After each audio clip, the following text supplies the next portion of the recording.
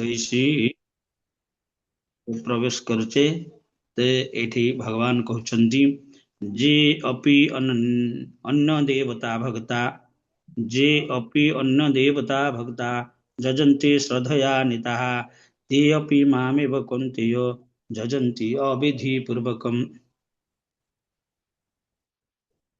हे कुंती पुत्र मानव अन्य देवता मान को जहाँ सब अर्पण करे ताहा सब वास्तव में केवल मो प्रति ही प्रযোज्य किंतु मानव ताहा भल रकम बुझी न परी देवता मान को अर्पण करि थाए। भगवान श्री कृष्ण कहते जो लोक अन्य देवता पूजा नियुक्त थांती से खूब बुद्धिमान नुहंती जदिओ से परोक्ष भाव में मते ही पूजा करती तथापि से ताहा जानी पारंती नाही।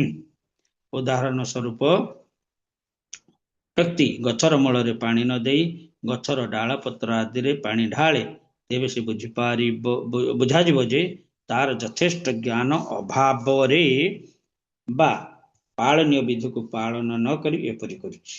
ठीक सेहीपरि शरीर विभिन्न अंगर सेवा करिवार विधि होछि पाकस्थली उदर को खाद्य जोगाइबा। भगवान कर शासन कल रे सरकार कलरे सरकार बा देवता मान होउछन्ति गोटे गोटे कर्मचारी बा अध्यक्ष बा निर्देशक। कर्मचारी बा अध्यक्ष द्वारा तैयारी होइथिबा नियम को पालन न करी सरकार तैयारी करथिबा नियम को पालन करिबा होछि नागरिकर कर्तव्य। कर्मचारी बा अध्यक्ष द्वारा तैयारी होइथिबा नियम को पालन करी सरकार तैयारी करथिबा नियम को पालन करिबा होछि नागरिकर कर्तव्य। ठीक सेहीपरि प्रत्येक केवल परम पुरुष भगवान को पूजा अर्पण करवा उचित। तद्वारा भगवान कर विभिन्न कर्मचारी बा अध्यक्ष वृंद स्वतः संतुष्ट हो जिवे। कर्मचारी अध्यक्ष वृंद सरकार प्रतिनिधि रूपे नियुक्त एवं से कर्मचारी अध्यक्ष मान को लांच देवा अवैध अटे। ए कथा को अविधि पूर्वक बोली कहा जायछि। अन्य कथा रे हाई कहा जाय पारे जे अन्य देवता पूजा को भगवान श्री कृष्ण आदौ अनुमोदन करुनाहांती। जे अपि अनन्य भक्त जे अपि अन्य देवता भक्ता जजन्ते श्रद्धया निता जी अन्य देवता पूजा करती श्रद्धार सहित से माने कौन करती ना अविधि पूर्वक मोर सेवा करती मोर पूजा करती।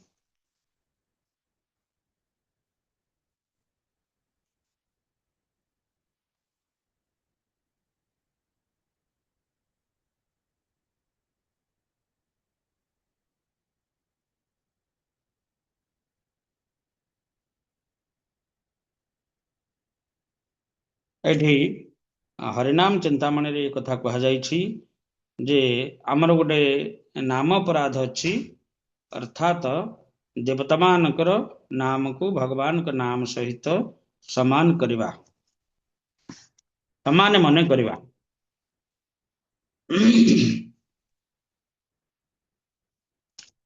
शास्त्र अनुसारे आमे एक कथा अवगत होइचे जे भगवान स्वयं परम पुरुष श्री कृष्ण होउछन्ति सर्व कारणर कारण। समस्त भौतिक सृष्टि हो बा दिव्य जगत सृष्टि हो ए समस्त कर कारण होउछन्ति भगवान सच्चिदानंद स्वरूप भगवान श्री कृष्ण। तेणु तांको कहा गला ईश्वर परम कृष्ण सच्चिदानंद विग्रह।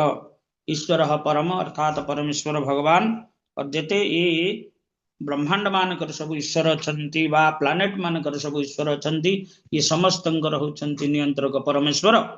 से होउछंती केते ना 64 कला युक्त। शिवस्य हि श्री विष्णुर्ज इह गुणानामा दिशकलम धिया भिन्नम पशेद स खलु हरिनामा हितकर हरिनाम अहितकर बोली कहला। कौन ना परम पुरुष परम अद्वय ज्ञान विष्णु पर तत्व चित स्वरूप जगदीश सदा शुद्ध सत्व ଗୋଲକ ବିହାରୀ କୃଷ୍ଣ ସେ ତତ୍ୱେର ସାର, ଗୋଲକ ବିହାରୀ କୃଷ୍ଣ ସେ ତତ୍ୱେର ସାର, ଚତୁଷଷ୍ଠୀ ଗୁଣେ ଅଳଙ୍କୃତ ରସଧାର, ଚତୁଷଷ୍ଠୀ ଗୁଣେ ଅଳଙ୍କୃତ ରସଧାର। ତେବେ ଗୋଲକ ବିହାରୀ କୃଷ୍ଣ ଯେ ଗୋଲକ ବୃନ୍ଦାବନରେ ସଦା ବିହାର କରୁଛନ୍ତି, ଚିନ୍ତାମଣି ପ୍ରକର୍ଷଣ ସୁକଳ୍ପ ବୃକ୍ଷ ଲତାବୃତେ ଶିଶୁରଭିରଭି ପାଳୟନ୍ତಂ ଲକ୍ଷ୍ମୀ ସହସ୍ର ଶତ ସମ୍ଭ୍ରମ ସେବ୍ୟମାନಂ ଗୋବିନ୍ଦಂ ଆଦି ପୁରୁଷಂ ତମହಂ ଭଜାମି। వేణు కణంతరం అరవింద దళాయతకం భరపతం సమసితంబూత సుందరంగం కందర్ప కోటి కమనీయ విశేଷ ଶୋଭ ଗୋବିନ୍ଦం ଆଦି ପୁରୁଷం ତମହଂ ଭଜାମି। ତେବେ ଏଭଳି ଗୋଲକ ଏବ ନିବସତି ଅଖିଳାତ୍ମଭୂତ ଏ କଥା ମଧ୍ୟ କୁହାଯାଇଛି। ତେଣୁ ସମସ୍ତ ଆତ୍ମାଙ୍କର ଆତ୍ମା ବା ଈଶ୍ୱରଙ୍କର ଈଶ୍ୱର ଯିଏ ଭଗବାନ ଶ୍ରୀକୃଷ୍ଣ, ଗୋଲକ ଏବ ନିବସତି ଅଖିଳାତ୍ମଭୂତ, ସିଏ ହେଉଛନ୍ତି କେତେ ନା 64 କଳା ଯୁକ୍ତ, 60 କଳା ପ୍ଲସ୍ ଆଉ 4ଟି କଳା, 4ଟି ରସ। ତେଣୁ 4ଟି ରସର ସିଏ ହେଉଛନ୍ତି ଅଧୀଶ୍ୱର, ସିଏ ହେଉଛନ୍ତି ରସର ଆଧାର ବୋଲି ଏଠି କୁହାଯାଇଛି। ଷଷ୍ଠୀ ଗୁଣେ ନାରାୟଣ ସ୍ୱରୂପେ ପ୍ରକାଶ, ସେଇ ଷଷ୍ଠୀ ଗୁଣ ବିଷ୍ଣୁ ସାମାନ୍ୟ ବିଳାସ। ଏ ଯୋଉ 4 ରସ, ଏ 4 ରସ ରହିତ ହେଉଛନ୍ତି ବିଷ୍ଣୁ। 4 ରସ ରହିତ, ରହିତ ଅର୍ଥାତ୍ ତାଙ୍କଠାରେ ଏ ରସ ନଥାଏ। ବିଷ୍ଣୁ ହେଲେ ସର୍ବନିୟମାକ, ସର୍ବନିୟନ୍ତ୍ରଣକାରୀ। ତେଣୁ ଭଗବାନ ପରମ ପୁରୁଷ ଭଗବାନ ନିଜର ବଳରାମ ସ୍ୱରୂପରେ ନିଜକୁ ଅନେକ ଭାବରେ, ଅନେକ ଭୌତିକ ଜଗତ ତ ଆମେ ଅନନ୍ତ କୋଟି କହୁଛେ, ବୈକୁଣ୍ଠ ଲୋକ ହେଲା ତ୍ରିପାଦ ବିଭୂତି। ଏ ତ୍ରିପାଦ ବିଭୂତିର ସଂଖ୍ୟା କେତେ ସେ କଥା ଆପଣମାନେ ଅନୁମାନ କରନ୍ତୁ। ତେବେ ଏ ତ୍ରିପାଦ ବିଭୂତି ଏବଂ ଏକ ପାଦ ବିଭୂତି, 4 ପାଦ ବିଭୂତିରେ ଭଗବାନ ପୁରା ବ୍ୟାପିକି ରହିଛନ୍ତି। ଅଣ୍ଡା ଅନ୍ତରସ୍ଥ ପରମାଣୁ ଅନ୍ତରସ୍ଥମ, ଏଭଳି ଭାବେ ବ୍ୟାପିକି ରହିଛନ୍ତି। ତେଣୁ ସେ ହେଉଛନ୍ତି କିଏ? ସେ ନା ସେ ହେଉଛନ୍ତି ବିଷ୍ଣୁ, ବିଷ୍ଣୁ ତତ୍ଵ। ଏଠି କୁହାଗଲା ବିଷ୍ଣୁ ତତ୍ଵ। ଏ ବିଷ୍ଣୁ ତତ୍ଵ ଯାହାକି ଶୁଦ୍ଧ ସତ୍ଵ ତତ୍ଵ।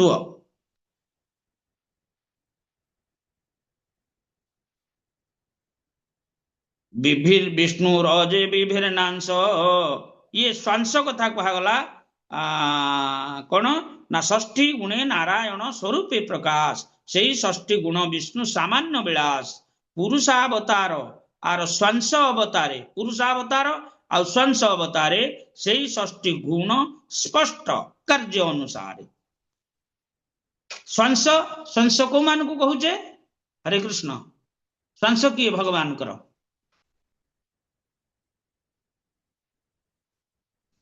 ପ୍ରଭୁଜୀ ଭଗବାନଙ୍କର ଅଂଶର ଅଂଶ, ସଂକର୍ଷଣ ସ୍ୱଅଂଶ।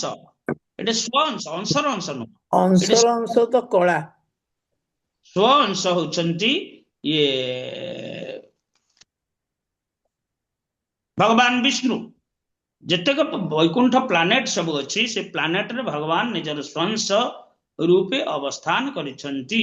ବିଭିନ୍ନ ନାମ ଭଗବାନଙ୍କର ଅନନ୍ତ ନାମ।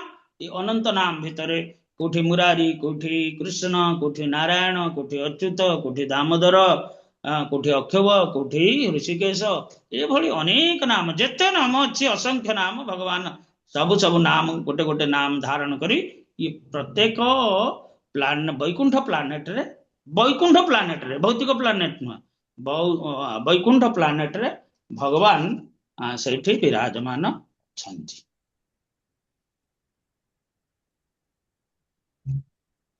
ଏଇ ଯୋଉ ଆସିଲା ଭୌତିକ ପ୍ଲାନେଟ, ଏଇଟା ମିଶ୍ର ପ୍ଲାନେଟ, ଭୌତିକ ଆଉ ଚିତ ଆଭାସ ମିଶିକି ସବୁ ବ୍ରହ୍ମାଣ୍ଡ ତିଆରି ହେଲା। ଏ ବ୍ରହ୍ମାଣ୍ଡ ଭିତରେ ଜଣେ ଜଣେ ବ୍ରହ୍ମାଣ୍ଡ ଅଧିପତି ଅଛନ୍ତି, ବିଷ୍ଣୁଙ୍କର ସଂଶ। ସେମାନେ କିଏ କିଏ? ସେମାନେ କିଏ? ପ୍ରଭୁଜୀ ମାନେ 3 ପୁରୁଷ। ପ୍ରଶ୍ନ ହେଲା ଭୌତିକ ଯୋଉ ବ୍ରହ୍ମାଣ୍ଡର ଆଜ୍ଞା ସୃଷ୍ଟି ହେଲେ ମହାବିଷ୍ଣୁ। ଆଜ୍ଞା ଏଇ ଯୋଉ ବ୍ରହ୍ମାଣ୍ଡ ଭିତରେ ଭଗବାନ ନିଜକୁ ନିଜର ସ୍ୱଂସ ରୂପରେ ମଧ୍ୟ ବିରାଜମାନ ଅଛନ୍ତି ବ୍ରହ୍ମାଣ୍ଡ ଭିତରେ, ତେବେ ତାଙ୍କୁ କଣ କୁହାଯିବ? ପରମାତ୍ମା ଗର୍ଭୋଦକ ସାଇ ବିଷ୍ଣୁ। ଗର୍ଭୋଦକ ସାଇ ବିଷ୍ଣୁ। ହଁ ଗର୍ଭୋଦକ ସାଇ ବିଷ୍ଣୁ କୁହାଯିବ। ତେଣୁ ଗର୍ଭୋଦକ ସାଇ ବିଷ୍ଣୁ ରୂପରେ ପ୍ରତ୍ୟେକ ବ୍ରହ୍ମାଣ୍ଡ ମଧ୍ୟରେ ଭଗବାନ ପ୍ରବେଶ କରିଛନ୍ତି। ତାଙ୍କର କାର୍ଯ୍ୟ କଣ ନା ସିଏ ସବୁ ତା ଭିତରେ ଆଉ ସବୁ ପ୍ଲାନେଟ ସବୁ ସୃଷ୍ଟି କରିଛନ୍ତି। ସବୁ ପ୍ଲାନେଟ ତାରି ଭିତରେ ସବୁ ସୃଷ୍ଟି କରିଛନ୍ତି। ଆମର ଏଇ ଯୋଉ ବ୍ରହ୍ମାଣ୍ଡ ଭିତରେ ଗର୍ଭୋଦକ ସାଇଙ୍କ ଦ୍ଵାରା 14 ଭୁବନ ବା 14 ପ୍ଲାନେଟ ତିଆରି ହେଇଛି। ଏ ପାତାଳଠୁ ଆରମ୍ଭ କରି ବ୍ରହ୍ମଲୋକ ପର୍ଯ୍ୟନ୍ତ। ତେବେ ଏ ଗର୍ଭୋଦକ ସାଇ ବିଷ୍ଣୁ ହେଲେ ଭଗବାନଙ୍କର ସ୍ୱଂସ। ପୁଣି ଗର୍ଭୋଦକ ସାଇ ବିଷ୍ଣୁଙ୍କର ପୁଣି ସ୍ୱ ଅଂଶ, ପୁଣି ତାଙ୍କୁ ନାରାୟଣ କୁହାଯିବ କ୍ଷୀରାବ୍ଜି ସାଇ। ଏ ସବୁ ହେଲେ ଭଗବାନଙ୍କର 64 କଳା ଯୁକ୍ତ। ଏଠି କୁହାଗଲା ଯେ ସେଇ 60 ଗୁଣ, ଭୁଲ କହିଲି 60 କଳା ଯୁକ୍ତ। ତେଣୁ ସେଇ 60 ଗୁଣ ସ୍ପଷ୍ଟ କାର୍ଯ୍ୟ ଅନୁସାରେ ପୁରୁଷାବତାରେ ଆର ସ୍ୱଂସ ଅବତାରେ, ପୁରୁଷ ଅବତାର ହଉ ସ୍ୱଂସ ଅବତାର ହଉ, ଇଏ ସବୁ 60 କଳା ଯୁକ୍ତ। କିନ୍ତୁ ଏ ଜଗତରେ ମଧ୍ୟ ଆହୁରି ଅନ୍ୟ ସବୁ ଯୋଉମାନେ ଅଧିଦେବ ଅଛନ୍ତି ତାଙ୍କୁ ମଧ୍ୟ ଭଗବାନ ବୋଲି କୁହାଯାଏ। ସେମାନେ ହଉଛନ୍ତି କିଏ ନା ବ୍ରହ୍ମା ଆଉ ଶିବ। ଏମାନଙ୍କର ତାହେଲେ କେତେ କଳା? 55। ଏମାନେ 55 କଳା ଯୁକ୍ତ। ଗିରିଶାଦି ଦେବେ ସେଇ 50, ସେଇ ଗୁଣ 50, ତଦଧିକ ପରିମାଣେ ସର୍ବଦା ସଂଯୁତ।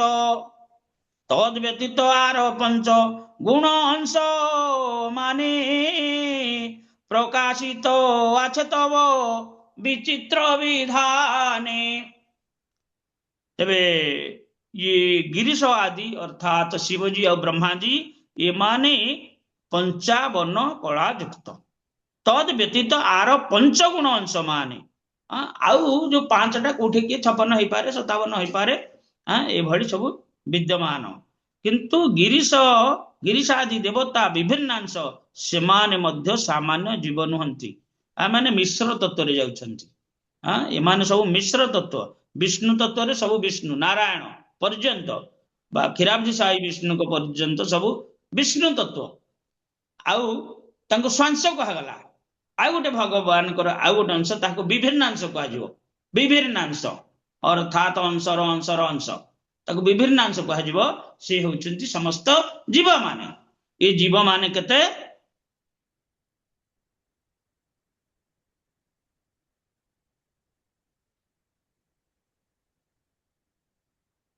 विभिन्नांश गिरीशादि जीव श्रेष्ठ तर विष्णु सर्व जीवेश्वर सर्वदेवेश्वर। विष्णु सर्व जीवेश्वर, जीव मानकर ईश्वर तथा देवेश्वर देवता मानकर ईश्वर होउछंती विष्णु। किंतु ये भीतर होउछंती श्रेष्ठ गोटे नगण्य जीव आ श्रेष्ठ जीव। ये श्रेष्ठ जीव भितरे इंद्र वरुण शिवजी ब्रह्माजी एमाने। अन्न देव सह सम विष्णु के जे माने से बड़ो ज्ञान ईश तत्व नहीं जाने। जे अन्न देव सह सम, अन्न देव सह सम विष्णु के जे जाने। जे विष्णु का सहित भगवान को जो स्वांश विष्णु जी की परतत्व बा विष्णु तत्व अंतर्गत तांको सहित देवता बा विभिन्नांश तत्व को जी समान मने करे ये वास्तविक ताको ईश्वर तत्व जना नाही बोले एठी शास्त्र कहउछंती। ये जड़ जगते विष्णु, ये जड़ जगते विष्णु परम ईश्वर। गिरीशादि जत देव तार विधि कर। आमे पढ़िले ना सरकार नियम करिवे। सरकारंकर नियम रे जो कर्मचारी माने आछंती यथा कलेक्टर हुंतु सब कलेक्टर हंतु किरानी माने हंतु पियन माने हंतु ये समस्ते सरकार नियम द्वारा परिचालित कलेक्टर कहे मु गोटे नियम करदेवी मझिरे समस्ते मानवे सेटा होची अवैध यदि सरकार मोहर बाजिला ना ये लॉ एंड ऑर्डर कि ये सब दरकार होची किछि पावर अडॉप्ट करिया पाई ताहले से मध्य सेथिपाई मध्य अनुमति मागिबे निज इच्छा रे मध्य करि पारिबे नाही तेणु ये गिरीश आदि जत देव तार विधि कर तांकर होचंती विधि कर अर्थात से नियमाक से नियम पालन करिवे भगवान कर जो नियम ये शिवजी ब्रह्माजी ये माने समस्ते ये नियम को पालन करुछंती सृष्टादये ऋतहरि बीरंची संज्ञा अर्थात भगवान सृष्टिर आरंभ रे शिव एवं बीरंची भाव रे निजको विस्तार करिछंती विस्तार बोले एठी विस्तार बोले आमे कहिबानी जे शेष अंश बोली से माने होचंती विभिन्न अंश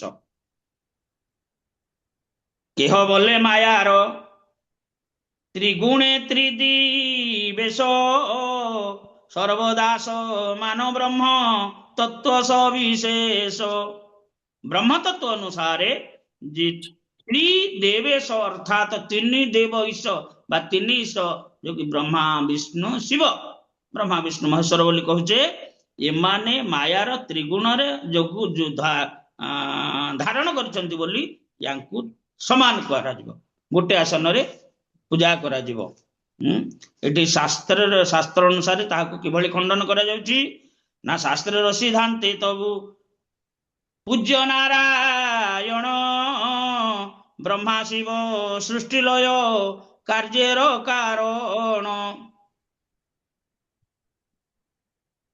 भगवान ये ब्रह्मा शिव सृष्टि लय कार्यर कारण अर्थात कार्य को करांती भगवान जो कार्य पाई निर्देश दियंती एमाने कार्यकारी करंती तेणु ब्रह्मा शिव मतबे जे कार्यटा तैयारी करछि नियमटा तैयारी करछंती बा धर्म जे तैयारी कर धर्म अर्थात धार इति धर्म धर्म अर्थात कार्य करिवार नियम ए नियम को जे तैयारी करंती से होचंती नारायण तेणु से होचंती नारायण बा वासुदेव तेणु वासुदेव छाड़ी जेई अन्य देव भजे वासुदेव छाड़ी जेई अन्य देव भजे ईश्वर छाड़िया से संसार ते मजे ईश्वर छाड़िया से संसार ते मजे ये माने हला पर संसार नियमर कार्यकारी अधस्तन कर्मचारी आ तांकु जदि तुम पूजा करिवो ताहले संसार व्यतीत तुमको आ परतत्व जिनिस किछि मिलिबो कि केबे मिले चिन्मय प्रवृत्ति मिलिबो ना कोन ना चिन्मय वस्तु कृष्ण मिलिबे ना ना से सब असंभव केह बोले विष्णु परतत्व बटे जानी सर्व विष्णुमय विश्व वेद वाक्य मानी वेद कहले जे जगतटा हला विष्णुमय ये जगतटा हले विष्णुमय आ परतत्व बटे अर्थात भगवान कर जो विश्व रूप ये जो विश्व रूप अच्छी अर्थात विश्व रूप कहले ये समग्र ब्रह्मांड रूप को विश्व रूप कहा जाए तेणु जेहेतु भगवान ये विश्व को सृष्टि करिसंती विश्व रे प्रवेश करिसंती ए विश्वटा तांकर रूप ए भली जे वेदवाक्य बा कर्मकांड धारा ठारू आरंभ करी ए सब ज्ञान कांड अनुसार ए भली भाबे ताकू कौन कहजिबो एठी अतएव सर्व देवे तेणु देवता माने जेहेतु विष्णुकर शरीर रो जात देवे नारायण अंगजा कह जाइछि वासुदेव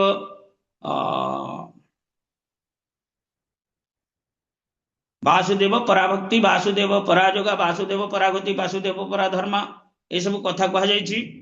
ବାସୁଦେବ ପରଂ ଜ୍ଞାନ, ବାସୁଦେବ ପରଂ ତପ, ବାସୁଦେବ ପରଧର୍ମ, ବାସୁଦେବ ପରଗତି, ଏଇସବୁ କୁହାଯାଇଛି। ପୁଣି ସେଭଳି ଆଉ ଗୋଟିଏ ଶ୍ଲୋକ ଅଛି ସେଇ ଦ୍ୱିତୀୟ ସ୍କନ୍ଧରେ ତୃତୀୟ ଅଧ୍ୟାୟରେ, ଯେ ନାରାୟଣ ଦେବେ ନାରାୟଣ ଅଙ୍ଗଜା, ଅର୍ଥାତ୍ ଭଗବାନଙ୍କର ଅଙ୍ଗରୁ ଏ ବିଶ୍ୱ ରୂପରୁ ଏ ଦେବତା ମାନେ ସବୁ ସୃଷ୍ଟି ହେଇଛନ୍ତି। ତେଣୁ ଏ ସର୍ବ ବିଷ୍ଣୁମୟ ବିଶ୍ୱ ବେଦବାକ୍ୟ ମାନି, ଅତଏବ ସର୍ବଦେବେ ବିଷ୍ଣୁ ଅଧିଷ୍ଠାନ, ସର୍ବଦେବାର୍ଚ୍ଚନେ ହୟ ବିଷ୍ଣୁର ସମ୍ମାନ। ଯେହେତୁ ସମସ୍ତଙ୍କ ଶରୀର ଭିତରେ ବିଷ୍ଣୁ ଅଛନ୍ତି, ତେଣୁ ଦେବତା ମାନଙ୍କୁ ସନ୍ତୁଷ୍ଟ କଲେ ବିଷ୍ଣୁ ସନ୍ତୁଷ୍ଟ ହୁଅନ୍ତି। ତେଣୁ ଆମେ ଶରୀରକୁ ସନ୍ତୁଷ୍ଟ କଲେ ଶରୀରରେ ଥିବା ଆତ୍ମା ବା ପରମାତ୍ମା ସନ୍ତୁଷ୍ଟ ହୋଇଯିବେ। ଏଇ ନ୍ୟାୟ ଅନୁସାରେ ଠିକ ନା ଭୁଲ? ଠିକ ନା ଭୁଲ? ଆମେ ଶରୀର ସନ୍ତୁଷ୍ଟ କଲେ ଏ ଶରୀରରେ ଥିବା ଅଣୁବ୍ରହ୍ମ ବା ଭଗବାନଙ୍କର ଅଂଶ ବା ପରମାତ୍ମା ସନ୍ତୁଷ୍ଟ ହେଇଯିବେ। ଠିକ ନା ଭୁଲ? ପରମାତ୍ମା ତ ନାଇଁ ନାଇଁ ସନ୍ତୁଷ୍ଟ ପ୍ରଭୁଜୀ, ହେବେନି କେବେ ବି। ଆତ୍ମା ହୁଏତ ତାଙ୍କର ଇଏ ହେଇପାରନ୍ତି, ପରମାତ୍ମା କେମିତି ହେବେ ସନ୍ତୁଷ୍ଟ ନିଜ ଆଚ୍ଛା, ପାଇଁ କଲେ? ଆତ୍ମା ସନ୍ତୁଷ୍ଟ হবে କି? ପରମାତ୍ମା କଥା ଛାଡନ୍ତୁ, ଆତ୍ମା ସନ୍ତୁଷ୍ଟ হবে କି? ଆତ୍ମା ବି ନାଇଁ ନୁହେଁ, ଆତ୍ମା ତ ଖାଲି ତାଙ୍କର ମାନେ ନିଜର ବୋଧେ ମନ ବୁଦ୍ଧି ଅହଙ୍କାର ସେଇ ସବୁ ସନ୍ତୁଷ୍ଟ ହେବେ, କିନ୍ତୁ ଆତ୍ମା ବି ସନ୍ତୁଷ୍ଟ ହେବେନି, ମୁଁ ଯାହା ଭାବୁଛି। ଶରୀର ସନ୍ତୁଷ୍ଟ ହେଲେ ମନଟା କିଛି ସମୟ ପାଇଁ ସନ୍ତୁଷ୍ଟ ହୋଇଯାଏ, ମନଟା କିଛି ସମୟ ପାଇଁ ସନ୍ତୁଷ୍ଟ ହୋଇଯାଏ, କିନ୍ତୁ ସଦାସର୍ବଦା ସନ୍ତୁଷ୍ଟ ହବନି। ଖାଇବାଟା ଭୋକ ଥିଲା ପର୍ଯ୍ୟନ୍ତ ଖାଇଦେଲେ ସନ୍ତୁଷ୍ଟ, ବାସ୍ ମନ ସନ୍ତୁଷ୍ଟ ହୋଇଗଲା। ପୁଣି ଖାଦ୍ୟ ପେଟରୁ ଶେଷ ହୋଇଗଲେ ପୁଣି ଭୋକ ହବ, ପୁଣି ମନ କହିବ ଆହୁରି ଖାଇବାକୁ। ତେଣୁ ମନ ସନ୍ତୁଷ୍ଟ ହେଲା କୋଉଠି?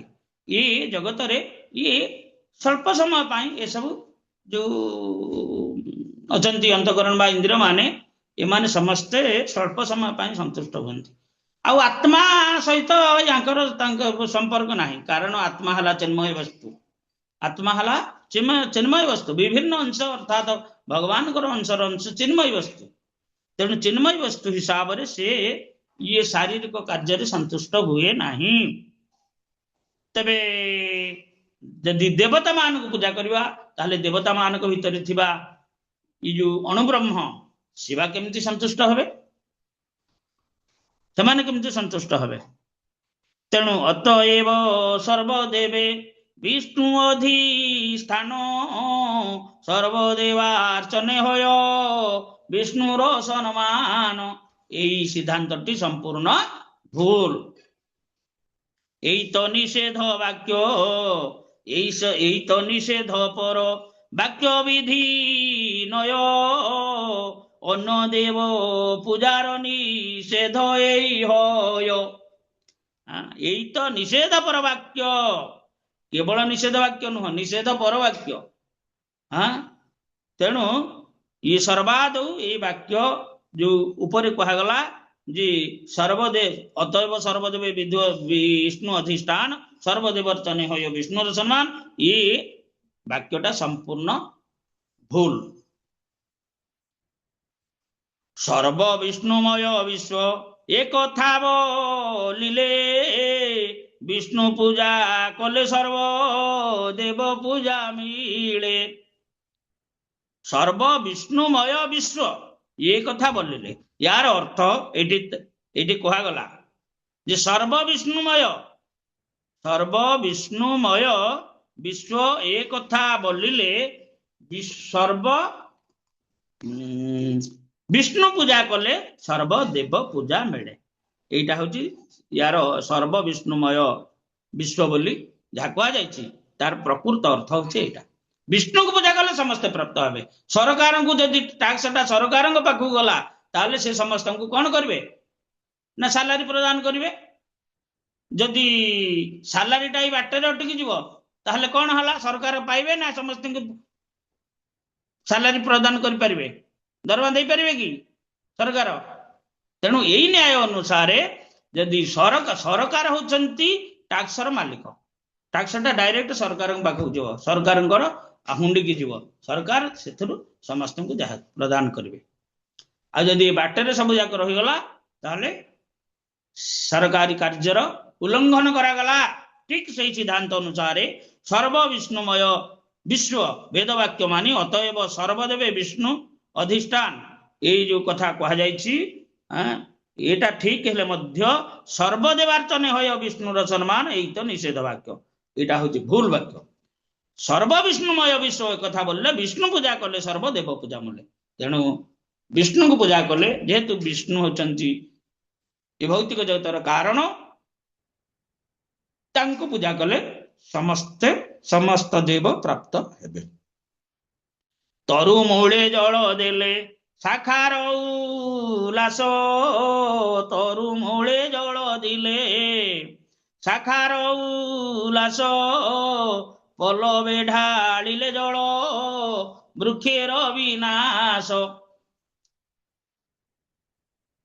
जदि पत्र उपरे पानी ढालिबा ताहले से गछटा मरिजो।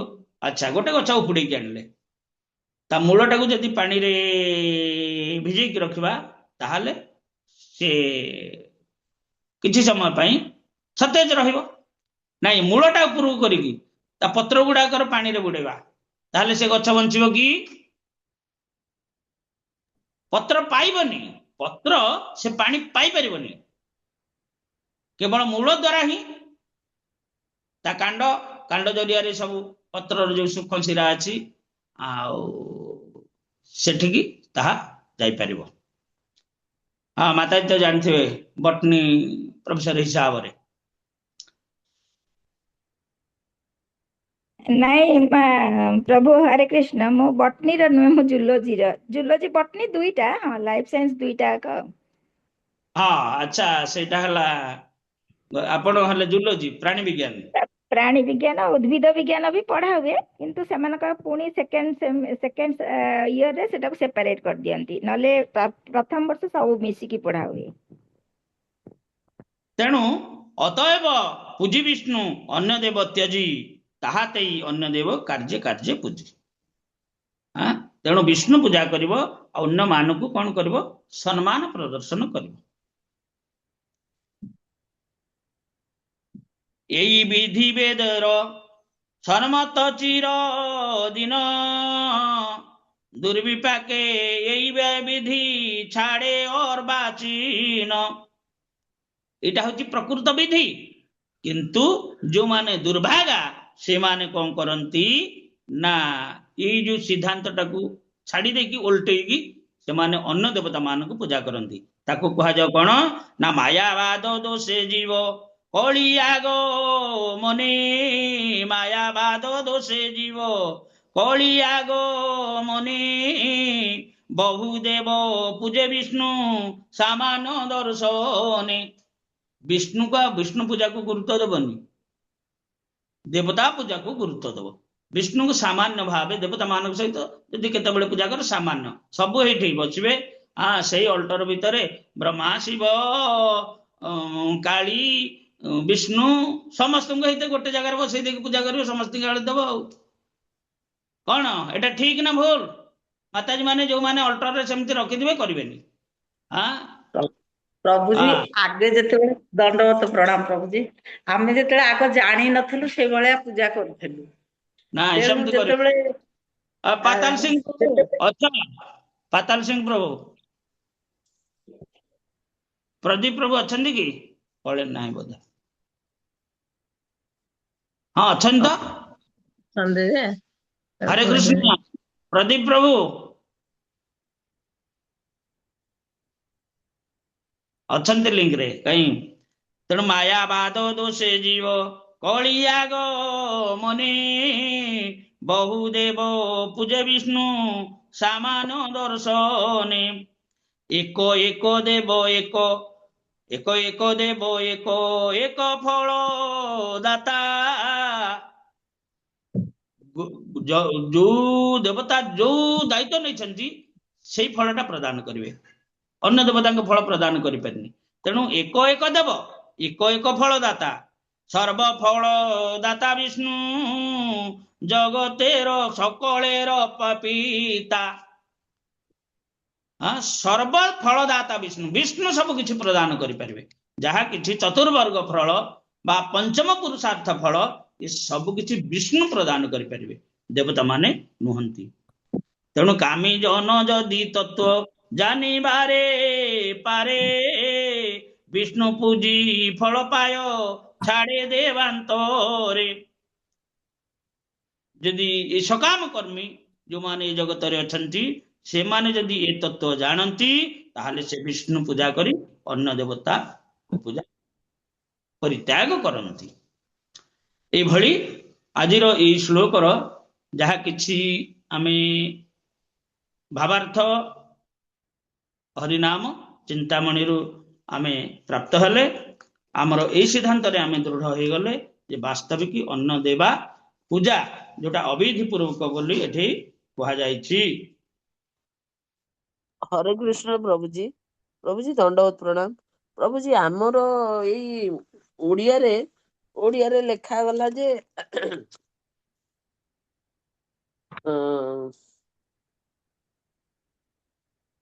ଏ କୁନ୍ତି ପୁତ୍ର ମାନବ ଅନ୍ୟ ଦେବତା ମାନଙ୍କୁ ଯାହା ସବୁ ଅର୍ପଣ କରେ ତାହା ସବୁ ବାସ୍ତବରେ କେବଳ ମୋ ପ୍ରତି ହିଁ ପ୍ରଯୁଜ୍ୟ, କିନ୍ତୁ ମାନବ ତାହା ଭଲ ରକମ ବୁଝି ନ ପାରି ଅବିଧି ପୂର୍ବକ ଅର୍ପଣ କରିଥାଏ। ପ୍ରଭୁଜୀ ଏଇ ଯୋଉ ଅବିଧି ପୂର୍ବକ ଲେଖା ହେଲା, ପ୍ରଭୁଜୀ ଯେତେବେଳେ ଇଂଲିଶରେ ଟ୍ରାନ୍ସଲେସନ ସେମାନେ କରୁଛନ୍ତି ସେଠି ଲେଖା ହେଲା whatever a man may sacrifice to other gods, O son of Kunti, is really meant for me alone, but it is offered without true understanding. ମାନେ ଏଠି ଅବିଧି ପୂର୍ବକ କିଛି ୱାର୍ଡ ହିଁ ରହିଲାନି, ଖାଲି ନାଇଁ ରହିଗଲା ଯେ ୱିଦାଉଟ୍ ବୋଲି କୁହାଗଲା, ନାଇଁ ୱିଦାଉଟ୍ ଅଣ୍ଡରଷ୍ଟାଣ୍ଡିଂ, ୱିଦାଉଟ୍ ଟ୍ରୁ ପ୍ରଭୁଜୀ ୱିଦାଉଟ୍ ଟ୍ରୁ ଅଣ୍ଡରଷ୍ଟାଣ୍ଡିଂ। ଆଜ୍ଞା ସେମାନେ ଭଲ ଭାବରେ ବୁଝି ପାରିନାହାନ୍ତି ଯେ ଜିନିଷଟା ପ୍ରକୃତରେ କାର। ଏଇ ଯୋଉ ଟାକ୍ସଟା ଲୋକମାନଙ୍କଠୁ ସବୁ ଲୋକଙ୍କ ଉପରେ ଇମ୍ପୋଜ କରାଯାଉଛି, ଏ ଜିନିଷଟା ପ୍ରକୃତରେ କିଏ ପାଇବ? ଏ ଜିନିଷଟା କାର? ଏ ରେଭିନ୍ୟୁଟା କାର? ଏ ରେଭିନ୍ୟୁଟା ଗଭର୍ଣ୍ଣମେଣ୍ଟର। ଆଜ୍ଞା ହଁ, ଏଟା ଗଭର୍ଣ୍ଣମେଣ୍ଟ ପାଖକୁ ଯିବ। ତେଣୁ ମୋ ଜିନିଷଟାକୁ ମତେ ନ ଦେଇ ଦେବତା ମାନଙ୍କୁ ଦଉଛନ୍ତି, ଏଟା ନିୟମ ନୁହେଁ। ଏଇଟା ଦେବତା ମାନଙ୍କୁ ଦେବେ, ଭଗବାନ ଦେବେ, ଆମେ ଦେବା ପୁରା ଆମର ଅଧିକାର ନାହିଁ। ଅବିଧି ପୂର୍ବକ ଏଇ ଯୋଉ କୁହାଗଲା, ଆମେ ଦେବତା ମାନଙ୍କୁ ସନ୍ତୁଷ୍ଟ କରିବାର ଅଧିକାର ଆମର ନାହିଁ। ଆମେ ଆମ ଯାହା କିଛି ବିଷ୍ଣୁକୁ ଅର୍ପଣ କରିବା, ବିଷ୍ଣୁ ତାହା ଦେବତା ମାନଙ୍କୁ ଅର୍ପଣ କରିବେ ବା ଜଗତକୁ ଅର୍ପଣ କରୁଛନ୍ତି। ନା କଣ ବୁଝିପାରିଲେ? ହରେ କୃଷ୍ଣ। ପ୍ରଭୁଜୀ ମୁଁ ବୁଝିପାରିଲି, ଆପଣଙ୍କ କଥା ବୁଝିପାରୁଛି, କିନ୍ତୁ ୱିଦାଉଟ୍ ଟ୍ରୁ ଅଣ୍ଡରଷ୍ଟାଣ୍ଡିଂ ଅବିଧି ପୂର୍ବକ ସେଇଟା କଣ ସେଇଟା ମିନ୍ କରୁଛି? ଆଚ୍ଛା, ଇଂଲିଶଟା ଛାଡି ସଂସ୍କୃତଟା ଦେଖୁନାହାନ୍ତି, ସଂସ୍କୃତଟା ଦେଖନ୍ତୁ। ସଂସ୍କୃତରେ କୁହାଗଲା, ହଁ ସଂସ୍କୃତରେ କୁହାଗଲା, ମୂଳ ହଉଛି ନା ଯେ ଅପି ଅନ୍ୟ ଦେବତା ଭକ୍ତା ଯଜନ୍ତେ ଶ୍ରଦ୍ଧୟାନ୍ୱିତା, ଶ୍ରଦ୍ଧା ସହକାରେ ଯିଏ ଅନ୍ୟ ଦେବତା ମାନଙ୍କୁ ପୂଜା କରନ୍ତି, ते अपि मामेव कुन्तन्ते ଯଜନ୍ତି ଅବିଧି ପୂର୍ବକମ୍ ते अपि ମାମେବ, ମୋତେ ହେ କୁନ୍ତି ପୁତ୍ର ମୋତେ ଅବିଧି ପୂର୍ବକ ପୂଜା କରନ୍ତି। ଅର୍ଥାତ ସବୁ ଦେବ ଅଲ୍ଟର ଭିତରେ ସମସ୍ତଙ୍କୁ, ବିଷ୍ଣୁଙ୍କୁ, ବ୍ରହ୍ମାଙ୍କୁ, ଶିବଙ୍କୁ ସମସ୍ତଙ୍କୁ ବସେଇକି ଅର୍ପଣ କରିବା, ବା ଗୋଟେ ଚେୟାରରେ ସମସ୍ତଙ୍କୁ ବସେଇକି ସମସ୍ତଙ୍କୁ ଦବା, ଏଟା ଠିକ ନୁହେଁ। କାରଣ କାହାର କେତେ ଶକ୍ତି ଏ କଥା ଜାଣିବା ଉଚିତ। କିଏ କାହାର ସୃଷ୍ଟିକର୍ତ୍ତା ଏ ଜ୍ଞାନ ରହିବା ଉଚିତ। ଆମର ସୃଷ୍ଟିକର୍ତ୍ତା କିଏ? ବ୍ରହ୍ମାଙ୍କର ସୃଷ୍ଟିକର୍ତ୍ତା କିଏ? ଶିବଙ୍କର ସୃଷ୍ଟିକର୍ତ୍ତା କିଏ? ଏ କଥା ଜାଣିବା ଉଚିତ। କାରଣ ବ୍ରହ୍ମା ଶିବ ଭଗବାନଙ୍କର ଅଙ୍ଗଜରୁ ଜାତ, ଅଙ୍ଗଜା ବୋଲି କୁହାଯାଇଛି।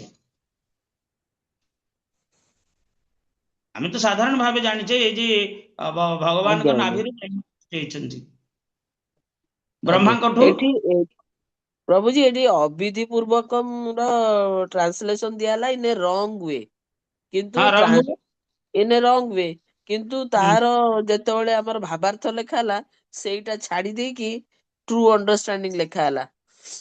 ଏଇଟା କଣ କି ମାନେ ଯୋଉ ଭାଷାଗତ ଏପଟ ସେପଟ ହେଲା ବେଳକୁ ବୁଝିବାଟା କଷ୍ଟ। ତେଣୁ ସାଂସ୍କ୍ରିଟ ଟାକୁ ଧରିକି ଆମର ଯଦି ଓଡିଆ ଟାକୁ ଧରିବା ତାହେଲେ ଆମର ମାନେ ଆମ ଅଣ୍ଡରଷ୍ଟାଣ୍ଡିଂ ଠିକ ରହିବ। ହଁ, କଥା ହଉଛି କଣ ନା ସଂସ୍କୃତରେ ଯାହା କୁହାଯାଇଛି ସଂସ୍କୃତ ଆମକୁ ବୁଝିବାକୁ ଆଉ କଷ୍ଟ ନାହିଁ। ପ୍ରପାଦ ୱାର୍ଡ ମିନିଂ ସବୁ ଲେଖି ଦେଇଛନ୍ତି। ଆଜ୍ଞା ଆଜ୍ଞା ତାପରେ ଆମେ ବାରମ୍ବାର ରିପିଟ କଲେଣି। ତେଣୁ ଏସବୁ ଜିନିଷ କୋଉଟା ବିଧି କୋଉଟା ଅବିଧି ଯଜନ୍ତି ଏ ଯୋଉ ଯାବତୀୟ ସଂସ୍କୃତ ଯୋଉ ୱାର୍ଡ ଅଛି ଆମେ ବୁଝିପାରୁଛେ। ତେଣୁ ତେ ଅଭିମାନ୍ୟ ବକନ୍ତି ଯଜନ୍ତି ଅବିଧି ପୂର୍ବକମ୍ ବୋଲି ଏଠି କୁହାଯାଇଛି। ଆଜ୍ଞା ଆଜ୍ଞା ତେଣୁ ଏଇଟା ପ୍ରଭୁ ହଉଛି ଆଜ୍ଞା ପ୍ରଭୁ ସେଇଠି ଏଇ ଯୋଉ ମିନିଂ ରେ ବି କହିଛି ଅବିଧି ପୂର୍ବକମ୍ ଏକ ଭ୍ରମାତ୍ମକ ମାର୍ଗ ଆଉ ହଁ ୱିଦାଉଟ୍ ଟ୍ରୁ ଅଣ୍ଡରଷ୍ଟାଣ୍ଡିଂ ବି ତ ସେଇ ଜିନିଷ ନା ୱିଦାଉଟ୍ ଟ୍ରୁ ଅଣ୍ଡରଷ୍ଟାଣ୍ଡିଂ ହଁ ୱିଦାଉଟ୍ ଟ୍ରୁ ଅଣ୍ଡରଷ୍ଟାଣ୍ଡିଂ। ତେଣୁ ଏଇଟା ଅବିଧି, ଏଇଟା ବିଧି ନୁହଁ। ଆମେ ଯେମିତି ଏଠି ପ୍ରପାତ ଭାବାର୍ଥ ଦେଲେ ଯେ ପ୍ରକୃତରେ ଟାକ୍ସଟା ଯାହା କିଛି ଏଇଟା ରାଜକୋଷକୁ ଯିବ। ରାଜକୋଷରୁ ପୁଣି କୋଉ ହେଡରେ କେତେ ଖର୍ଚ୍ଚ ହବ, ସାଲାରୀ ବାବଦ କେତେ, ଆଉ କିଛି କାହାକୁ କିଛି ଡୋନେସନ କେତେ, ଏ କଥା ପଛ କଥା। କିନ୍ତୁ ଆଗ ରାଜକୋଷକୁ ଜିନିଷଟା ଯିବ। ରାଜା ହେଲେ ଆର ମାଲିକ। ତେଣୁ ଭଗବାନଙ୍କ ଦ୍ଵାରା ଏମାନେ ସବୁ ପ୍ରାପ୍ତ ହେବା ଉଚିତ। ଏମାନେ ରେଭିନ୍ୟୁଟା କଲେକ୍ସନ ହେଇଗଲା ଆଗ ଦରମାଟା ମୁଁ ନେଇଯିବି ବୋଲି, ନା ନା ଏଟା ଠିକ ନୁହେଁ। ଗଭର୍ଣ୍ଣମେଣ୍ଟ ହେଠୁକୁ ଆଗ ଯିବ ନା, ଠିକ ନା ଭୁଲ? ଆଗ ଗଭର୍ଣ୍ଣମେଣ୍ଟ କୁ ଯିବ ପ୍ରଭୁଜୀ ଆଜ୍ଞା ଆଜ୍ଞା ଟ୍ୟାକ୍ସ ଟା ଆଜ୍ଞା ପ୍ରଭୁ ଗଭର୍ଣ୍ଣମେଣ୍ଟ ହେଡକୁ ହେଠୁକୁ ଯିବ। ଯଦି ଆଗ ଗଭର୍ଣ୍ଣମେଣ୍ଟ ହେଠୁକୁ ଯାଇନି ତାହେଲେ ଏଇଟା ଭୁଲ। ଆଚ୍ଛା ଗୋଟେ ବ୍ୟାଙ୍କ ଇତ୍ୟାଦି ଆମେ ପଇସାଟାର କରୁଛେ, ତାଙ୍କର ଗୋଟେ ଏକ୍ସେସ ହେଇଗଲା, ଗୋଟେ ଏକ୍ସେସ ଆମାଉଣ୍ଟ ହେଇଗଲା, କିଛି ଗୋଟେ ବଳି ପଡିଲା ତାଙ୍କର ହିସାବଠୁ, ତେବେ ସେମାନେ କଣ କରିବେ? ଯଦି ସେଇଟା ପକେଟରେ ରଖିଦେଲେ, ସେଟା ତାଙ୍କର ଟ୍ରେଜେରୀକୁ ମେଡ ଓଭର କଲେନି, ତାହେଲେ ସେଇଟା କଣ ହବ? ସେମାନେ ପେନାଲ୍ଟି ଦେବାକୁ ପଡିବ। ସେଥିପାଇଁ ସେମାନେ ଦାୟୀ। ଏକ ତ ଭୁଲ ହେଇଛି, ଦ୍ୱିତୀୟତଃ ସେଇଟା ଗଭର୍ଣ୍ଣମେଣ୍ଟ ହେଡକୁ ଗଲେ ହଁ ହଁ, ଯଦି ଗଭର୍ଣ୍ଣମେଣ୍ଟ ହେଡକୁ ଗଲା ଯଦି କିଏ ନେଇନଥିବ ବା କମ ନେଇଥିବ, ତାହେଲେ ସିଏ ଯେତେବେଳେ କ୍ଲେମ କରିବ ପୁଣି ସେ ଆପ୍ଲିକେସନ ଦେବ, ସେଟା ସାଂକ୍ସନ ହେଇକି ଆସିବ, ତା ପଇସା ସିଏ ପାଇବ। ଏଟା ତାର ନିୟମ। ଆମେ ସେ ପଇସା ରଖିପାରିବାନି, ସେଥିରୁ ଗୋଟେ ପଇସା ଆମେ ରଖିପାରିବା ନାହିଁ। ଏଟା ନିୟମ ବିରୁଦ୍ଧ କାମ। କଣ ପ୍ରଦୀପ ପ୍ରଭୁ, ଆପଣ ରେଭିନ୍ୟୁ କଲେକ୍ସନ କଲେ, ଆଗ ଦରମାଟା ନେଇଯିବେ, ଏଇଠୁ ଖର୍ଚ୍ଚ କରିଦବା, ପରେ ଗଭର୍ଣ୍ଣମେଣ୍ଟକୁ ଦବା ନା କଣ? କି ଗଭର୍ଣ୍ଣମେଣ୍ଟକୁ ଦବାନି, ଦେଖେଇଦବା, ହଁ ମୁଁ ଦରମା ବାବଦ ନେଇଗଲି। ତମ ପାଖରେ ପଇସା ଥିବ, ମନେକର ହଁ ଆମର ଏବେ ସବୁ ଆକାଉଣ୍ଟ ପେ ହେଇଗଲାଣି, ଯେତେବେଳେ ଆକାଉଣ୍ଟ ପେ ନଥିଲା ସେତେବେଳେ କଣ କରନ୍ତି ନା, ଇଆଡୁ ଅର୍ଡର ଯିବ, ଦରମା ଅର୍ଡରଟା ସାଂକ୍ସନ ହେଇକି ପେପରଟା ଗଲେ ତମେ ତମ ଫଣ୍ଡରୁ ଦରମା ନେଇପାରିବ। ଅର୍ଡର କାଗଜଟା ପର୍ଯ୍ୟନ୍ତ ନେଇପାରିବନି। ତେଣୁ ଯେମିତି ଉଦରକୁ ଖାଦ୍ୟ ଯୋଗାଇଲେ ସମସ୍ତେ ସନ୍ତୁଷ୍ଟ ହୁଅନ୍ତି, ଗଭର୍ଣ୍ଣମେଣ୍ଟ ଏଇ ଯୋଉ ତାକୁ କଣ କୁହାଯାଏ, କଣ କି ସେଇଟା ସରକାରୀ, ସେଟା କଣ ନିଜାତ ସେକ୍ସନକୁ ନା କି ଖାନା, ଏଟା ଗୋଟେ ଅଛି ତାର ଗୋଟେ ଓଡିଆ ଭଲ ଶବ୍ଦଟେ ଅଛି। ସେ ସେଠିକି ଗଲେ ସେ ପଇସାଟା ସେଇଟା ଗଭର୍ଣ୍ଣମେଣ୍ଟ ଟ୍ରେଜେରୀକି ଯିବା ଉଚିତ। ତାପରେ ଗଭର୍ଣ୍ଣମେଣ୍ଟ ଆଉ କଣ ନୟାଗଡ଼ ପଇସାଟା ଭୁବନେଶ୍ୱର ଯାଇ ଯାଉଛି କି? ପେପର ଯାଉଛି, ଜମା ହଉଛି କୋଉଠି? ତହବିଲ ନା କଣ? ତହବିଲ, ସେଇଠି ଜମା ହବ। ତାପରେ ସେଠିକି ଯିବ ପେପର, ସେଠୁ ପେପର ଆସିବ, ହଁ ଆମ ଘର ଦରମା ଏତିକି ଏତିକି ସମସ୍ତେ, ତାହେଲେ ସେ ମାନେ ସବୁ ଯିଏ ନିଜାତ ଅଫିସର ଥବ ସେ ସବୁ ସାଂକ୍ସନ କରିବ। ଆଉ ଅର୍ଡରଟା ନ ଆସିଲା ପର୍ଯ୍ୟନ୍ତ ହେଇପାରିବନି। ଠିକ ସେଇଭଳିଆ ଏଇଟା ନିୟମ। ହଁ, ଭଗବାନଙ୍କର ଏଇ ଯୋଉ ବିଷ୍ଣୁ ହଉଛନ୍ତି ପରତତ୍ଵ, ପରମେଶ୍ୱର ଭଗବାନ, ଏ ଜଗତର ସର୍ବକାରଣର କାରଣ ମଧ୍ୟ। ତେଣୁ ତାଙ୍କର ବିନା ଅନୁମୋଦନରେ କିଛି ହଉନି। ତେଣୁ ଆମେ ଯୋଉ ଯାହା କିଛି ଜିନିଷ ତାଙ୍କ ସୃଷ୍ଟ ଜିନିଷକୁ ଆମେ ତାଙ୍କୁ ପ୍ରଦାନ କରି ଯଦି ଅନ୍ୟମାନଙ୍କୁ ପ୍ରଦାନ କରିବା, ତାଙ୍କୁ ବାଦ ଦେଇଦବା, ତାହେଲେ ସେ ସବୁ ଅବିଧି ହେଇଗଲା।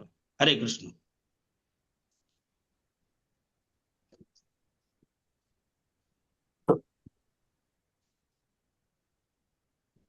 ସମସ୍ତେ କ୍ଲିୟର ତ? ହରେ କୃଷ୍ଣ। ନା କାହାର କଣ ସନ୍ଦେହ ରହିଲା? हरे कृष्ण प्रभु, दंडवत प्रणाम। ପ୍ରଭୁଜୀ ଯୋଉ କୁହାଯାଉଛି ହରେ क्या जो प्रश्न करते हैं, ଅନ୍ଧାରାଣୀ ମାତାଜୀ କଣ କହୁଛନ୍ତି? ହଁ, ହରେ କୃଷ୍ଣ ଅନ୍ଧତା କୁହନ୍ତୁ। ମିଶ୍ର ଆଖ୍ୟା ପ୍ରଦାନ କରିଥାନ୍ତି, ସେଟା କଣ? ଅନ୍ଧତା ମିଶ୍ର ସିଆଡେ ଯାଇନି ପରା, ଯାଉଛେ। ବର୍ତ୍ତମାନ ସୁଖଦେବ ଗୋସ୍ୱାମୀ ପରୀକ୍ଷିତ ମହାରାଜଙ୍କ ପ୍ରଶ୍ନ ଥିଲା ଯେ ମହାରାଜ ପରୀକ୍ଷିତ ସୁଖଦେବ ଗୋସ୍ୱାମୀଙ୍କୁ ଜିଜ୍ଞାସା କଲେ, ହେ ମହର୍ଷି, ଜୀବମାନଙ୍କର ଏ ପ୍ରକାର ଭିନ୍ନ ଭୋଗ ବୈଚିତ୍ର୍ୟତା କାହିଁକି? ମଣିଷ ମାନେ 100 ବର୍ଷ ବଞ୍ଚୁଛନ୍ତି, ପଶୁ ବଳଦ ଇତ୍ୟାଦି 12 ବର୍ଷ ବା 20 ବର୍ଷ ବଞ୍ଚୁଛନ୍ତି, ଆଉ କୀଟପତଙ୍ଗ ମାନେ ଦିନେ 2 ଦିନ ବଞ୍ଚୁଛନ୍ତି, ବ୍ରହ୍ମା ବସୁଛନ୍ତି 2 ବର୍ଷ, ଇନ୍ଦ୍ର ଗୋଟେ ପ୍ରଳୟ ପର୍ଯ୍ୟନ୍ତ ବଞ୍ଚୁଛନ୍ତି। ଏସବୁ କାହିଁକି ହଉଛି? ଏଠି ଏ ପ୍ରଶ୍ନଟା ହଉଛି ପରୀକ୍ଷିତ ମହାରାଜଙ୍କର। ଏସବୁ କାହିଁକି ହଉଛି? ଭଗବାନଙ୍କ ସୃଷ୍ଟିରେ ସମସ୍ତେ ସମାନ ରହିବା ଉଚିତ, ତେଣୁ ଏସବୁ ଜିନିଷ କାହିଁକି ହଉଛି? ଅର୍ଥାତ୍ କାହିଁକି ଜୀବଗଣ ବିଭିନ୍ନ ପ୍ରକାର ଭୌତିକ ସ୍ଥିତିରେ ଅବସ୍ଥାପିତ ହୋଇଛନ୍ତି? କିଏ ବ୍ରହ୍ମ ଲୋକରେ କାହିଁକି ରହିଛି, ଆଉ କିଏ କାହିଁକି ରହୁଛି ମୃତ୍ୟୁ ଲୋକରେ, କିଏ କାହିଁ ପାତାଳ ଲୋକରେ, ଏସବୁ କୁହନ୍ତୁ। ତେଣୁ ସୁଖଦେବ ଗୋସ୍ୱାମୀ କହୁଛନ୍ତି, ହେ ରାଜନ, ଏ ଭୌତିକ ଜଗତରେ ତ୍ରିବିଧ କର୍ତ୍ତା ଅଛନ୍ତି, ସାତ୍ବିକ, ରାଜସିକ, ତାମସିକ। ତ୍ରିବିଧ କର୍ତ୍ତା, ଏଇ 3 ପ୍ରକାରେ କର୍ତ୍ତାଙ୍କର ତ୍ରିବିଧ ଶ୍ରଦ୍ଧା ହେତୁ କର୍ମର ଗତି ମଧ୍ୟ ଭିନ୍ନ ଭିନ୍ନ ହୋଇଥାଏ। ये जो त्रिविध 3 गुण प्रभाव किए सत्वगुणी, किए रजगुणी, किए तमगुणी, से अनुसार तांकर कार्य स्वभाव अनुଯାୟୀ कार्य। तेणु से गुण जो ही ये सब भिन्न भिन्न भिन्न हुए।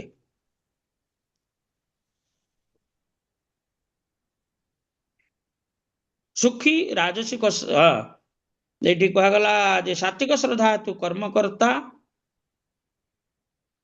सुखी, राजसिक श्रद्धा हेतु कर्मकर्ता सुखी और दुखी, एवं तामसिक श्रद्धा हेतु कर्मकर्ता दुखी और विमूढ़ हुए। ये जिनसटा आपण मन रखिए। सात्विक कार्य कले आमे कौन हबा? सुखी हबा।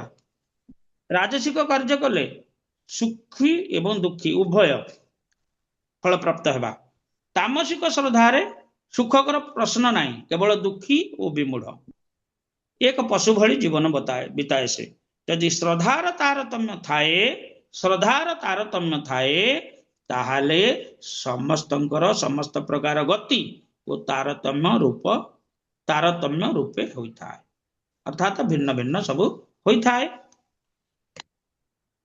तेणु जे धर्मकर्तार श्रद्धा वैचित्र हेतु फल वैचित्र घटी थाए मध्य ताहा नुहे, किंतु प्रतिषिध और अधर्मकर्ता मध्य श्रद्धार तारतम्य अनुजाई कर्म फल मध्य विभिन्न प्रकार होता है।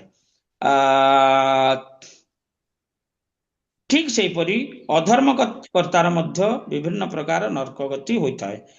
प्रमादवशतः अधर्मकारीर फल अल्पता, ज्ञानवशतः अधर्मकारीर फल मध्यमत्व और नास्तिकता प्रयुक्त अधर्मकारीर फलर पूर्णत्व संगठित होता है। ये अधर्म कथा कहगला जे ये अधर्मटा मध्य तारतम्य दृष्टि मध्य गोटे हूँ प्रथम, गोटे हूँ द्वितीय, गोटे हूँ तृतीय। तेणु तृतीयटा हूँ अल्प, आउटे ज्ञान वशतः जी जानिक अधर्म करुची सी हूँ मध्य स्थिति रोची, आ जी संपूर्ण नास्तिकता प्रयुक्त अधर्मकारी फल पूर्णतः संगठित हुए। सी संपूर्ण अधर्म फल प्राप्त हुए जी संपूर्ण नास्तिक। अनादि अविद्याकृत कामनार परिणाम स्वरूप जो सहस्र सहस्र नरक गति होता है, मु से सब विपरीत भावे वर्तमान वर्णना करी विस्तारित भावे। हरे कृष्ण, विस्तारित भावे वर्तमान वर्णना करी। तेणु अधर्म ये तो धर्म कथा भगवान ये सुखदेव गोस्वामी न कही बर्तमान अधर्म कथा कहते। तेणु अधर्म रे महाराज परीक्षित सुखदेव गोस्वामी को जिज्ञासा कले, भगवान नरक समूह कौन पृथ्वीर कौन स्थान विशेष अथवा त्रिलोकर बहिर्भाग किंबा अंतराल अवस्थित कि? नरकटा कौटी अच्छी? नरकटा कौटी अच्छी? ये सुखदेव गोस्वामी उत्तर दौरान नरक समूह त्रिलोकर अंतराल अर्थात त्रिलोक और गर्भोदक सागर मध्यवर्ती स्थान रे अवस्थित। त्रिलोक त्रिलोक बोले कौन?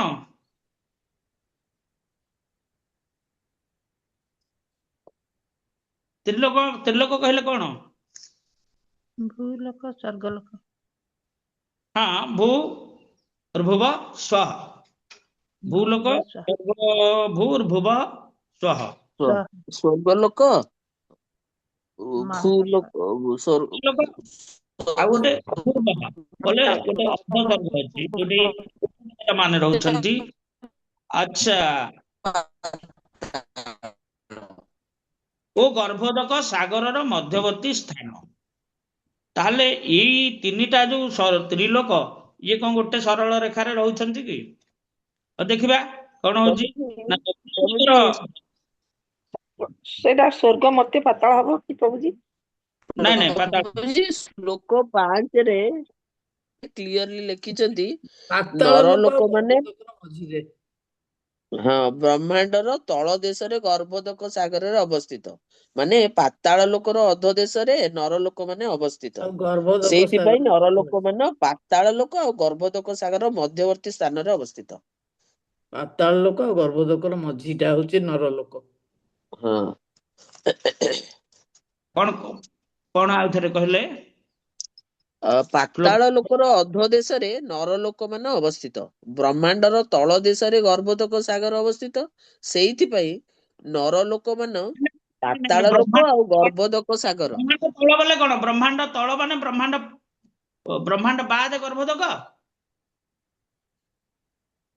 ପ୍ରଭୁଜୀ ସେଇଆ ତ ଲେଖା ହେଇଛି नो नो नो ବ୍ରହ୍ମାଣ୍ଡର ଆମର ଶୁଣନ୍ତୁ, ଗୋଟେ ଗୋଲ ଗ୍ଲାସ, ପୁରା ଗୋଲ ତଳ ଗ୍ଲାସ। ଦେଶରେ ଆପଣ ଦେଖନ୍ତୁ ଆଜ୍ଞା ଗୋଲ ଗ୍ଲାସ ଟା ପୁରା ଗୋଲ, ଗୋଟେ କାଚ ପାତ୍ର ପୁରା ଗୋଲ ଆଜ୍ଞା କାଚ ପାତ୍ର, ତାର 50% ଜଳ ଭରି କରିଦେଲେ, ଆଉ ଆଜ୍ଞା 50% ରହିଲା। ଆଜ୍ଞା ବୁଝିଲେ? ଏଇ ଯୋଉ 50% ଜଳ ଭରି ହେଇଗଲା ସେଇଟା ହେଲା ଆଜ୍ଞା ଗର୍ଭୋଦକ ସାଗର। ବୁଝିଲେ କି? ଆଉ ଏତିକ ଯୋଉ ଶୂନ୍ୟ ରହିଲା, ଏଇ ଶୂନ୍ୟ ଭିତରେ ଆଜ୍ଞା ସବୁ ପ୍ରକାର ରହିଛି। ଏଠି ଯୋଉ 14 ଭୁବନ ଯାକ, ଭୂମଣ୍ଡଳ ଇତ୍ୟାଦି ଇତ୍ୟାଦି ସବୁ ବିଭିନ୍ନ ଦିଗ। ଏ ଦିଗରେ ଅଗ୍ନି, ସ୍ନୋତା ଆଦି ପିତୃଗଣ ପରମ ସମାଧି ଯୋଗରେ ଭଗବାନଙ୍କର ଧ୍ୟାନ ଓ ସ୍ୱସ୍ୱ ଗାତ୍ରଭାବ ବାସନ କରିଥିଲେ। ପ୍ରଭୁଜୀ ଏଇ ଯୋଉ 5 ଇଏଟା କିଛି ବୁଝି ପାରିଲେ ନା କିଛି? ବୁଝିପାରିଲେନି? ମୁଁ ତ ଆଲୋଚନା କରିବାକୁ ଆସୁଛି। ତେବେ ଏଇ ଯୋଉ ତ୍ରିଲୋକ ଓ ଗର୍ଭୋଦକ ମଧ୍ୟବର୍ତ୍ତୀ ସ୍ଥାନରେ ଅବସ୍ଥିତ। ଦକ୍ଷିଣ ଦିଗରେ ଭୂତଳର ଅଧୋଭାଗରେ, ଦକ୍ଷିଣ ଦିଗରେ ଭୂତଳର ଅଧୋଭାଗରେ ଆମର ସଦାବେଳେ ତଳ ଭାଗଟାକୁ ଆମେ କଣ ଦକ୍ଷିଣ ଦିଗ କହୁଛେ? ଉପରଟା ମ୍ୟାପ ଉପରଟା ନର୍ଥ।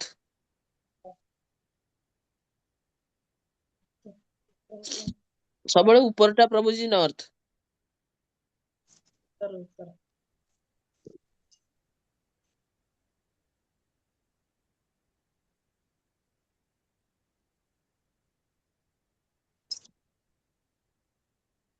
କିନ୍ତୁ ଜଳର ଉପରି ଭାଗରେ ନରକ ସମୂହର ଅବସ୍ଥାନ।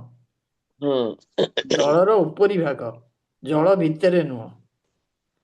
ସେ ଭୂତଳର କଣ ଅଧୋଭାଗ। ହେଇଛି? ଆଜ୍ଞା ଦକ୍ଷିଣ ଦିଗ ଯୋଉ କୁହାଯାଇଛି, ଦକ୍ଷିଣ ଦିଗଟା ସଦାବେଳେ ତଳଟା। ଆମେ ମ୍ୟାପରେ ଆଜ୍ଞା ବାମ ଆଜ୍ଞା ପଟଟା ହେଲା ପଶ୍ଚିମ, ଡାହାଣ ପଟଟା ହେଲା ପୂର୍ବ, ଉପରଟା ହେଲା ଉତ୍ତର। ଉତ୍ତର, ତଳଟା ହେଲା ଦକ୍ଷିଣ। ଆଜ୍ଞା ତେବେ ଏଠି ସୁଖଦେବ ଗୋସ୍ୱାମୀ କଣ କହୁଛନ୍ତି? ଏଟା କଣ? ହଁ, ପୂର୍ବରୁ କୁହାଯାଇଛି ଆମର ଲୋକର ଅର୍ଥାତ ଭୂଲୋକର ଅଧୋଦେଶରେ 7ଟି ଅଧସ୍ତନ ଲୋକ ଅଛି। ଯୋଉଟା କୁହାଗଲା ଅତଳ, ବିତଳ, ସୁତଳ, ତଳାତଳ, ରସାତଳ, ପାତାଳ ବୋଲି କୁହାଯାଇଛି। ଇଏ ତଳକୁ ତଳ ଅଛି। ଆଚ୍ଛା, ସେମାନଙ୍କ ମଧ୍ୟରେ ସର୍ବନିମ୍ନ ଲୋକ ହଉଛି ପାତାଳ ଲୋକ। ସର୍ବନିମ୍ନ ଲୋକଟା ହଉଛି ପାତାଳ। ପାତାଳ ତଳକୁ ଭଗବାନ କେତେ 2,80,000 ଯୋଜନ ତଳେ ଭଗବାନ ଶଙ୍କର୍ଷଣ ରହିଛନ୍ତି। ତେବେ ଏଇଠି କଣ କୁହାଗଲା ନା ପାତାଳ ଲୋକର ଅଧଦେଶରେ ନର ଲୋକମାନେ ଅବସ୍ଥିତ। ପାତାଳ ଲୋକର ଅଧଦେଶରେ ଯୋଉ ନରକ ଲୋକ। ନରକ ଲୋକ, ହଁ ନରକ ଲୋକ, ପାତାଳ ଦେଶର ଅଧଦେଶରେ ନରକ ଲୋକ ଅବସ୍ଥିତ। ବ୍ରହ୍ମାଣ୍ଡର ତଳ ଦେଶରେ ଗର୍ଭୋଦକ ସାଗର ଅବସ୍ଥିତ। ଅର୍ଥାତ ସେଇଥିପାଇଁ ନରକ ଲୋକମାନେ ପାତାଳ ଲୋକ ଓ ଗର୍ଭୋଦକ ସାଗରର ମଧ୍ୟବର୍ତ୍ତୀ ସ୍ଥାନରେ ଅଛନ୍ତି। अर्थात पाताल ଆଜ୍ଞା तल जो अंधकार गोटे अंधकार तामिस अंधकार आमे पढ़िचे पढ़िथिले ଆଜ୍ଞା ना नहीं ଆଜ୍ଞା हाँ ଆଜ୍ଞା हाँ सेई अंधकार लोकटा होची नरक ନରକ नरक लोक ଆଜ୍ଞା ଆଜ୍ଞା श्लोक 6 रे कहगला एही स्थान रे पितृ राज ऐश्वर्यशाली सूर्य पुत्र जमराज पार्षद मान सह परमेश्वर आज्ञा उल्लंघन न करी मृत्यु परे तांकर दूतगणक द्वारा ताहांकर अधिकार मध्यकु आनीत मानव मानकर स्व स्व कर्मानुसारे दोषा दोषर विचार पूर्वक सेमानकु निर्दिष्ट नरकକୁ प्रेरण करी दंड प्रदान करुछंती तेबे दंडर स्थानटा हला नरक जोठी दंड दिया जाए से कोठी तो आमे एठी आलोचना करले पाताल लोकर तळे जमराज काल्पनिक वा पुराण कहानी वर्णित व्यक्ति नुहंती आमे तो आगुरु पढ़िचे जे हमर जो चारिटा ये अछि कोन कहले सूर्य जो गमन करूछंती मानसतर पर्वत ये मानसतर पर्वतर चारि दिगरे चारोटी गज अछंती एवं चारि दिगपाल अछंती गोटे पटे पूर्व रे सोम उत्तर रे वरुण पश्चिम रे किए रहिले दक्षिण रे जम एभली वर्णना करा जायछि तेबे सुखदेव गोस्वामी नरक स्थितिर कथा वर्णना करुछंती तेणु ताहा गर्भोदक सागर और पाताल लोकर मध्यवर्ती स्थान रे अवस्थित जमराज भगवान द्वारा नियुक्त होई तांकर कार्य काम होइछि से देखिबे जेपरि कोनसी मानव भगवान विधि विधान को लंघन न करंती जे लंघन करुछि से दंड पाउछि जम राजंक द्वारा अच्छा तापर श्लोक नंबर 7 रे कहा गला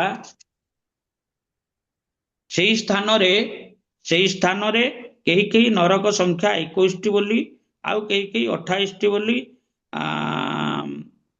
कही तांदी हे महाराज मु नाम रूप लक्षण निर्देश करी आपनक निकटरे से समस्त नरक कथा वर्णना करछि श्रवण करंतु तामिश्र अंधतामिश्र रौरव महारौरव कुंभीबाक कालसूत्र असित पत्र वन शुकर मुख अंधकूप कृमि भोजन संदंश तप्त सूर्मी वज्रकंटक सालमणि वैतरणी पुयोद प्राणरोध विशसन